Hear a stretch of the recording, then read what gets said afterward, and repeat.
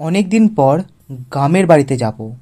মনের মধ্যে আলাদা একটা আনন্দ কাজ করছে। ছোটোবেলা বাবা মার সাথে কলকাতা চলে আসি, তারপর থেকে আর গ্রামের বাড়িতে যাওয়া হয়নি। এবারে কাজের ছুটিতে ভাবছিলাম কোথায় ঘুরতে যাব, তাই ঠিক করি গ্রামের বাড়িতে না একবার ঘুরে আসি। স্টেশন থেকে রমেশ কাকা আনতে আসবে বলেছে, তাই আজ বিকাল 4টের ট্রেনে গ্রামে যাব। একটু তাড়াতাড়ি করেই বেরিয়ে পড়লাম স্টেশনের জন্য।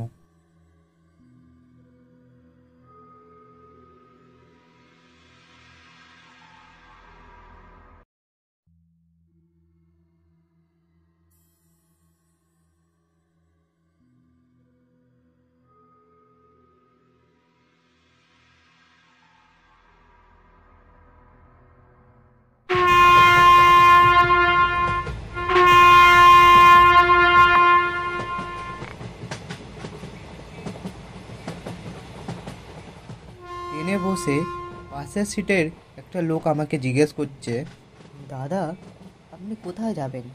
আমি তখন উত্তরে জবাব দিলাম, বেলপুকুর গ্রামে যাব। কিন্তু আপনার তো যেতে যেতে রাত হয়ে যাবে। সকালের ট্রেনে যাওয়া উচিত ছিল আপনার। রাত্রে কি ওই স্টেশনে ট্রেন দাঁড়ায় না? সেরকম কিছু না, আসলে ওই স্টেশনের জায়গাটা ঠিক ভালো না। আমি আগে ওই স্টেশনের কাছেই থাকতাম। লোকটার সাথে কথা বলতে বলতে রাস্তাটা ঠিক ভালোই কেটেই যায়।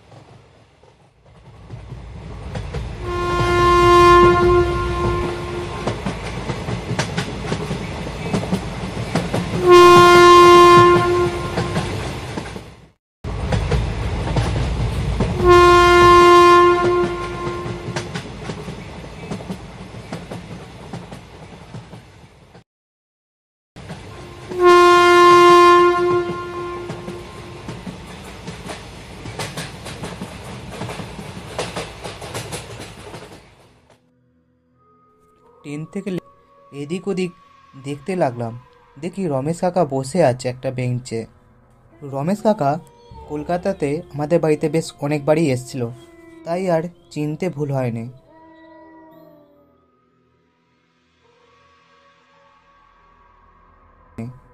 রমেশ কাকার দিকে এগিয়ে গিয়ে বললাম, কেমন আছো কাকা? রমেশ কাকা তখন আমাকে বলছে, কি হে বাবা, কেমন আছো? এই বয়স্ক কাকাকে ভুলে গেলে হবে?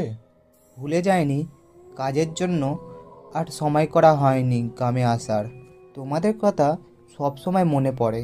ঠিক আছে, চলো, এখানেই সব কথা বলে দেবে নাকি? চলো বাড়ি যাওয়া যাক।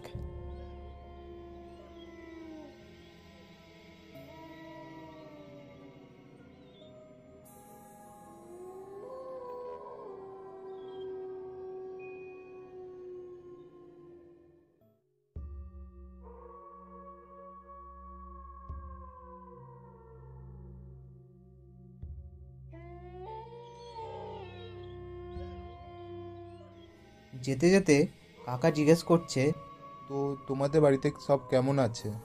বাড়িতে সবাই তো ভালোই আছে। ছুটিটা পেয়েছি এবার অনেক দিন, তাই ভাবলাম যে একবার গ্রামের বাড়িতে ঘুরে আসি। কথা বলতে বলতে দেখি বৃষ্টি হতে শুরু করে দিয়েছে।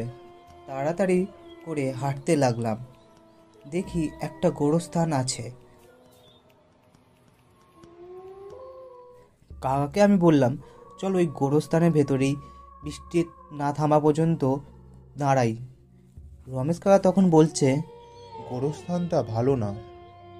আজ পর্যন্ত ওই গোরস্থানের মধ্যে যে গেছে তারাই আর বেঁচে ফিরতে পারেনি। বৃষ্টিটা থামলেই আবার বেরিয়ে আসবো।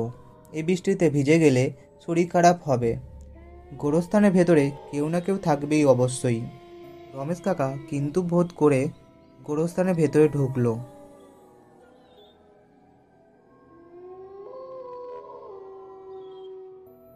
দেখি একটা ঘর আছে গোরস্থানের ভেতরে।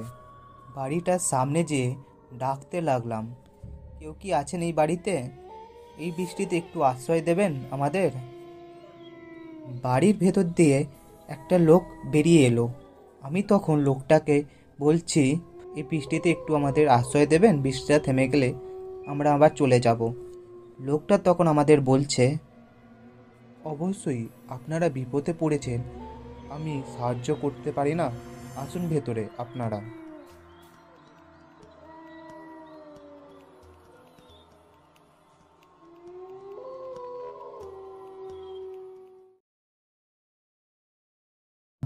লোকটা একটা ঘরের মধ্যে বসালো। লোকটা তখন আমাদের বলছে, আপনারা বসুন, কিছু খাবারের ব্যবস্থা করছি। তখন আমি বলছি, আমরা কিছু খাবো না, আপনি এত ব্যস্ত হবেন না, বৃষ্টিটা থেমে গেলেই আমরা চলে যাব। আপনাদের কিছু না খাইয়ে আমি যেতেই দেব না। আপনারা বসুন, আপনাদের জন্য কিছু খাবারের ব্যবস্থা করছি।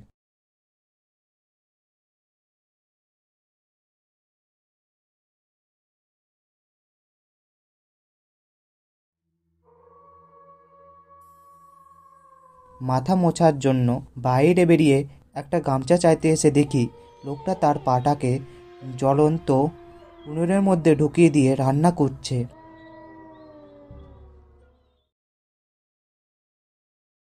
আমি দেখে এসে কাকাকে সব কথা জানালাম।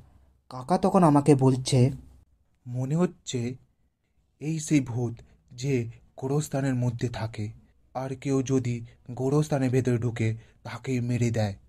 ঘরের মধ্যে এদিক ওদিক দেখতে লাগলাম। দেখি একটা পেছনের দিকে দরজা আছে। একটু চাপ দিতেই দরজাটা খুলে যায়। পেছনে দরজাটা দিয়ে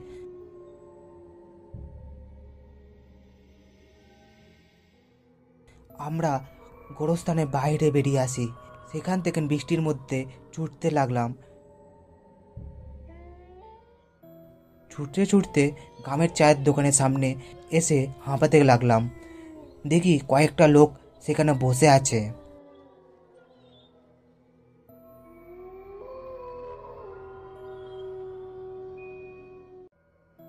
ছুটতে ছুটতে গ্রামের চায়ের দোকানের সামনে এসে হাঁপাতে লাগলাম। দেখি কয়েকটা লোক সেখানে বসে আছে।